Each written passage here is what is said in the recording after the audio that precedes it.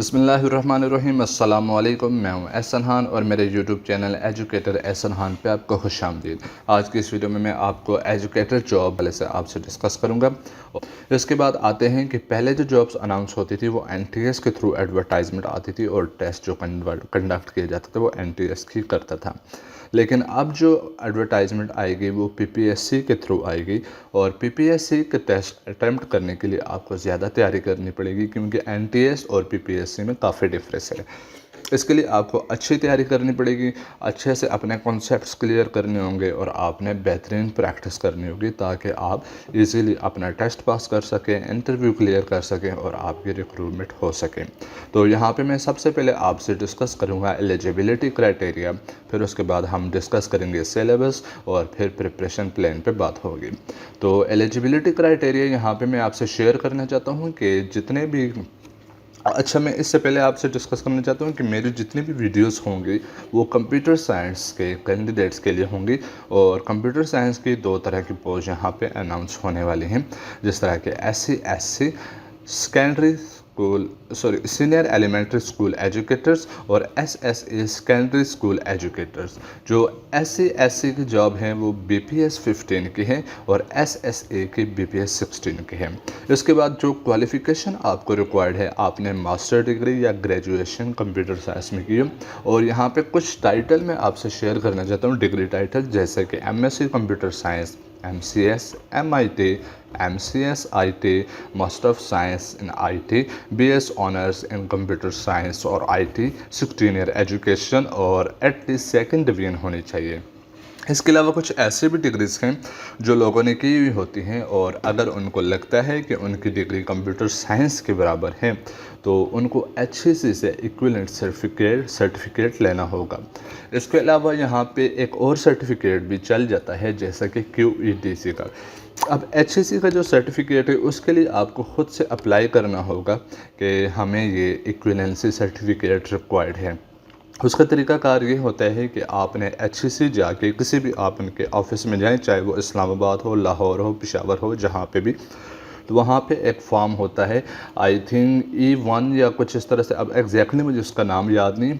तो आपने वो वहाँ पे फिल करके और अपनी डिग्रीज़ की फ़ोटोकॉपीज़ और कुछ उनकी बाकी प्रोसीडिंग होती है वो आप वहाँ पे जमा करवा देते हैं और तकरीबन हफ्ता 10 दिन तक आपको लेटर इशू हो जाता है।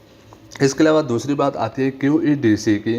तो QEDC के लिए आपको अप्लाई नहीं करना पड़ता, ये भी HEC के एक झेली इदारा है और इसमें ये होता है कि जब PPSC ये जॉब अनाउंस करती है तो वो साथ में QEDC का लेटर भी जारी कर देती है कि इस पोस्ट के लिए अगर किसी कैंडिडेट के पास एग्जैक्टली कंप्यूटर साइंस की डिग्री नहीं है तो इसके अलावा कौन कौन से लोग इन पोस्ट के लिए एलिजिबल हैं।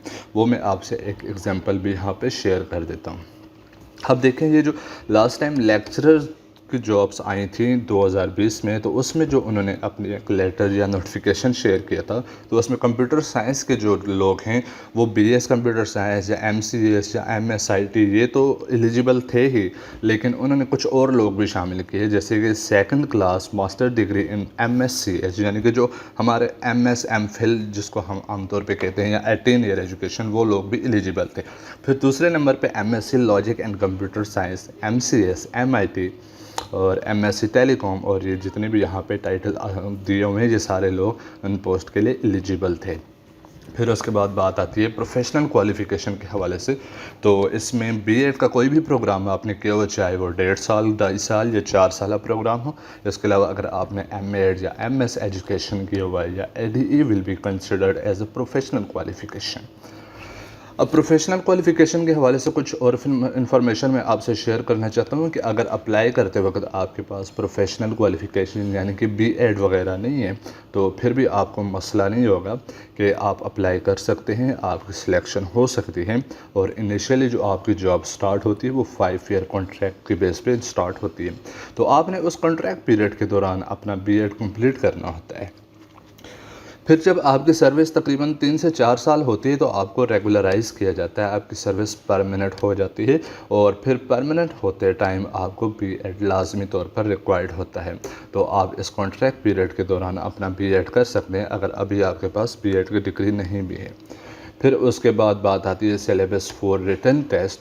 तो इसमें दो तरह की चीज़ें शामिल होती हैं। एक क्वालिफ़िकेशन रिलेटेड क्वेश्चन होते हैं जिनकी परसेंटेज होती है 80%, और फिर जनरल नॉलेज के जो क्वेश्चंस इंक्लूड किए जाते हैं वो 20%। अब उन 20% में आपकी पाक study, current affairs, Islamic studies, geography, basic mathematics, English, Urdu, everyday science and computer studies शामिल होती हैं। हमारा जो प्लान है इस सीरीज़ के दौरान, तो मैं यहाँ पे आपको क्वालिफ़िकेशन रिलेटेड क्वेश्चंस ही करवाऊँगा जिनकी परसेंटेज है 80%। अब इसमें कौन कौन से आपने सब्जेक्ट्स प्रिपेयर करने हैं क्वालिफ़िकेशन रिलेटेड क्वेश्चंस में, तो यहाँ पे मैं एक लिस्ट आपको दिखा देता हूँ जिसमें introduction to computer, introduction to programming, algorithms and data structures, object oriented programming, computer communication and networking, database management system, software engineering and operating system. ये जो सब्जेक्ट्स हैं ये आपने लाजमी तौर पे तैयार करने हैं। ये सब्जेक्ट्स आपने किसी सूरत स्किप नहीं करना इनमें से, और इनमें आपने बेसिक कॉन्सेप्ट्स आपके क्लियर होने चाहिए, और फिर आपने एमसीक्यूज़ प्रैक्टिस करने हैं।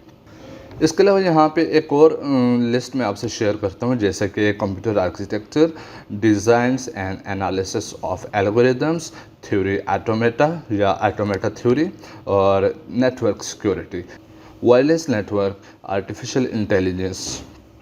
ये वो सब्जेक्ट्स हैं जो आपने ऑप्शनल के तौर पे तैयार करने के, जो पहले जो मैंने लिस्ट दिखाई है जिसमें 8 सब्जेक्ट शामिल हैं, अगर वो आप प्रिपेयर कर लेते हैं और आपके पास टाइम बचता है तो आप इन सब्जेक्ट्स को भी देख लीजिएगा, और ये भी आपके लिए फ़ायदेमंद होंगे। ये आपके लिए ऑप्शनल सब्जेक्ट्स के तौर पे मैंने एक अलग लिस्ट बनाई है।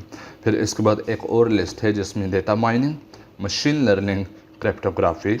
ये वो सब्जेक्ट्स हैं जिनके बेसिक कॉन्सेप्ट्स और बेसिक डेफिनेशंस आपको आने चाहिए, और ये आपको ज़्यादा काम आएंगी इंटरव्यू के टाइम। तो अगर आपके पास टाइम बचता है तो कर लीजिएगा, अगर नहीं बचता तो आप इनको छोड़ लें, और फिर जब आपका टेस्ट क्लियर हो जाएगा और आप इंटरव्यू के लिए क्वालिफाई कर जाएंगे तो फिर आपको मज़ीद टाइम मिलेगा, तो आप उस टाइम में इन चीज़ों को देख सकते हैं।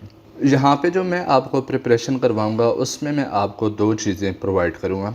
एक तो आपको बेसिक कॉन्सेप्ट प्रोवाइड करूँगा, और फिर उसके बाद प्रैक्टिस एमसीक्यूज़ प्रोवाइड करूँगा।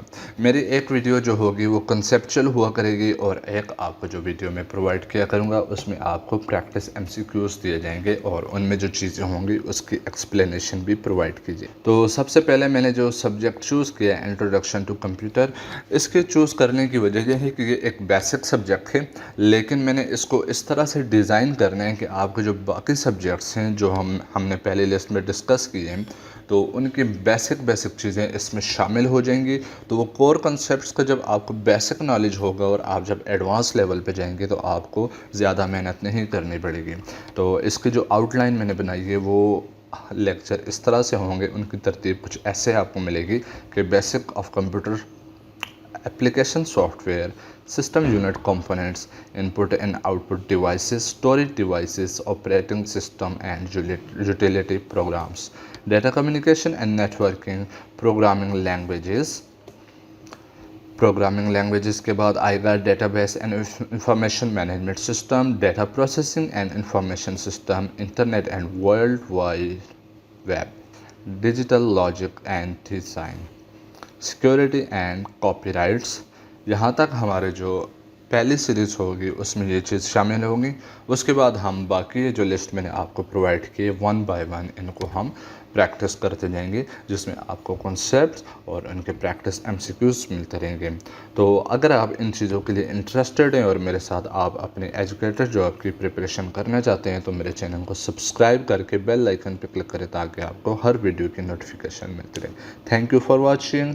अल्लाह हाफिज़।